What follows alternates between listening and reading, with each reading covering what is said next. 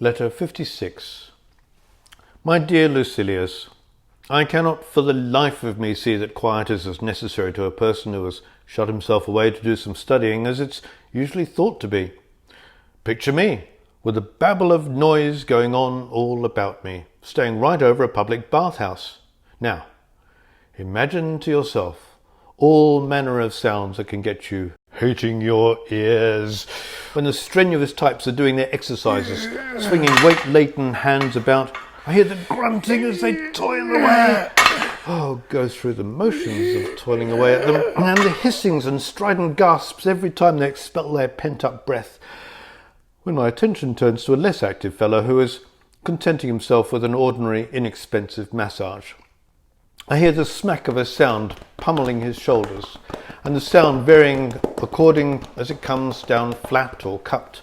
But if on top of this some ball player comes along and starts shouting out the score, "Go the Revenues!"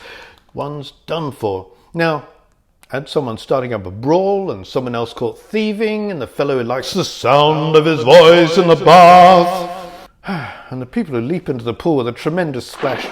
Going beyond those sounds, which are straightforward if nothing else, call to mind the hair remover repeatedly giving vent to his shrill and penetrating cry the better to advertise his presence. Never silent unless it's while he's plucking someone's armpits and making the client yell for him. Do you mind? I'm writing a letter here. Then think of the various cries of the man selling drinks, the one selling sausages and the other selling pastries. My mouth is watering already. And all the ones hawking for the catering shops, each publicising his wares with a distinctive cry of his own. You must be made of iron, you may say, or else hard of hearing if your mind is unaffected by all this babble of discordant noises all around you, when continual good morning greetings were enough to finish off the Stoic Chrysippus. Good morning, morning, morning. But I swear I no more notice all this roar of noise than I do the sound of waves or falling water, even if I'm here told the story of the people on the Nile who moved their capitals solely because they couldn't stand the thundering of a cataract. Voices, I think, are more inclined to distract one than general noise. Noise merely fills one's ears, battering away at them, while voices actually catch one's attention. Among the things which create a racket all round me without distracting me at all, I include the carriages hurrying by in the street, the carpenter who works in the same block, the man in the neighbourhood who saws, and this fellow tuning horns and flutes at the trickling fountain and emitting blasts instead of music. I still find an intermittent noise more irritating than a continuous one. But by now I've so steeled myself against all these things, I can even put up with the coxswain's strident tones as he gives his oarsmen the rhythm. For I force my mind to become self-absorbed and not let outside things distract it. There can be absolute bedlam without, as long as there is no commotion within. So long as fear and desire are not at loggerheads, so long as meanness and extravagance are not at odds and harassing each other. For what is the good of having silence throughout the neighbourhood if one's emotions are in turmoil? Let me quote from Apollonius. He says, "The peaceful stillness of the night had lulled the world to rest." Unquote. What rubbish! There's no such thing as peaceful stillness, except where reason has lulled it to rest. Night doesn't remove our worries, it brings them to the surface. All it gives us is a change of anxieties. For even when people are asleep, they have dreams as troubled as their days. The only true serenity is the one which represents the free development of a sound mind. Look at the man whose quest for sleep demands absolute quiet from his spacious house. To prevent any sound disturbing his ears, every one of his host of slaves preserves total silence, and those who come anywhere near him walk on tiptoe.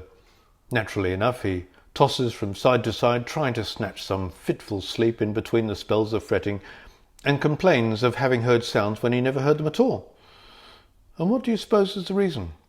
His mind is in a ferment. It is this which needs to be set at peace.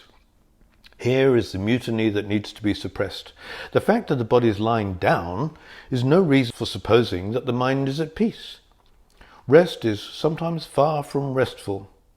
Hence our need to be stimulated into general activity and kept occupied and busy with pursuits of the right nature, whenever we are victims of the sort of idleness that wearies of itself. When great military commanders notice indiscipline among their men, they suppress it by giving them some work to do, mounting expeditions to keep them actively employed. People who are really busy never have enough time to become skittish, and there's nothing so certain as the fact that the harmful consequences of inactivity are dissipated by activity. We commonly give the impression that the reasons for our having gone into political retirement are our disgust with public life and our dissatisfaction with some uncongenial and unrewarding post. Yet every now and then ambition rears its head again in the retreat into which we were really driven by our apprehensions and our waning interest, for our ambition did not cease because it had been rooted out, but merely because it had tired or become piqued, perhaps, at its lack of success. I would say the same about extravagant living, which appears on occasion to have left one, and then, when one has declared for the simple life, places temptation in the way. In the middle of one's programme of frugality, it sets out after pleasures which one had discarded but not condemned, its pursuit of them indeed being all the more ardent the less one is aware of it. For when they are in the open, vices invariably take a more moderate form. Diseases, too, are on their way towards being cured when once they've broken out instead of being latent and made their presence felt. So it is with the love of money, the love of power, and the love of maladies that affects the minds of men. You may be sure that it is when they abate and give every appearance of being cured that they are at their most dangerous. We give the impression of being in retirement and are nothing of the kind. For if we're genuine in this, if we've sounded the retreat and really turned away from the surface show, then, as I was saying a little while ago, nothing will distract us. Men and birds together in full chorus will never break into our thinking when that thinking is good and has at last come to be of a sure and steady character. The temperament that starts at the sound of a voice or chance noises in general is an unstable one, and one that has yet to attain inward detachment. It has an element of uneasiness in it, and an element of the rooted fear that makes a man prey to anxiety, as in the descriptions given by Virgil. Quote, "And I, who formerly would never flinch at flying spears or serried ranks of Greeks, am now alarmed by every breeze and roused by every sound to nervousness, in fear for this companion and this load alike." Unquote. The earlier character here is the wise man, who knows no fear at the hurtling of missiles, or the clash of weapons against weapons in the close-packed ranks, or the thunderous noise of a city in destruction.